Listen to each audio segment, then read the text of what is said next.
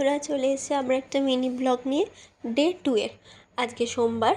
আর দেখো, সকালে উঠে যেমনকার আমি স্নান টান করে ঠাকুর প্রণাম করে এখন বসে গেছি রেডি হতে। আর দুদিন না একটু ওয়েদারটা ঠান্ডা ঠান্ডা ছিল, আজকে বেশ গরম পড়েছে, বেশ। মানে সকালে আমি ভাবলাম হয়তো ওয়েদার ঠান্ডাই থাকবে, কিন্তু তার যত সময় যাচ্ছে তত দেখলাম না, আমার পুরোটাই ভুল ধারণা। কারণ হচ্ছে একদম সূর্যি মামা একদম প্রচণ্ড পড়াশোনা করছে, সেই হিসেবেই গরম প্রচণ্ড ছিল, তাই জন্য সানস্ক্রিনটা একটু বেশি লাগাতে হয়। কিন্তু সানস্ক্রিন বেশি লাগালে আমার প্রচণ্ড পরিমাণে ঘাম হয়, সে যতই সোয়েট প্রুফ হোক যাই হোক, আমার ঘামে মুখ দিয়ে মনে হয় যেন জল পড়ছে। তো কী আর করবো, জল পড়লেও এখন আগে দরকার প্রোটেকশন, স্কিন প্রোটেকশন। তো সব মেখে টেখে নিয়ে খেয়ে দিয়ে আমি এখন আমার টিফিনের ব্যাগ রেডি করছি।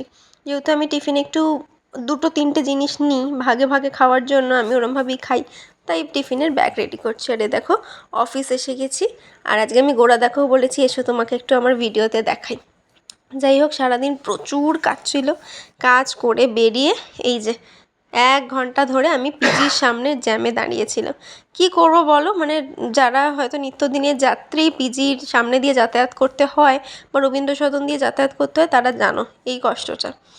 আর বাড়ি এসে মায়ের কাছে এখন একটু আদর খাচ্ছি, এটাই সবচেয়ে বেশি সারাদিনের মধ্যে প্রাপ্তি, যে সারাদিন পরে একটু মা বাবার সাথে বসে গল্প করা, একটু মজা করা। আর এ দেখো, মা আমার জন্য কত কিছু এনে দিয়েছে, এগুলো বলেছিলাম এনে দিতে, আমার মা আমার জন্য সমস্ত জিনিস এনে দিয়েছে। তারপরে হাত পা ধুয়ে রাত্রে খেতে বসে গেছি। ভাত, কাঁকরোল ভাতে, বেগুন ভাজা, মাছের ঝোল আর আম মাখা দিয়ে। আর এখন নিচের ঘরে চলে এসেছি শোবো বলে। আমার মা বিছানা গোছাচ্ছে। আমরা রোজ রোজ নিচের ঘরে শুই না, মাঝে মধ্যে। তো চলো, কেমন লাগলো মিনি ব্লগ জানিও। আর ভালো লাগলে প্লিজ লাইক, শেয়ার, কমেন্ট আর সাবস্ক্রাইব করে দিও। দেখা হবে আবার নতুন দিন নতুন ব্লগে। টাটা।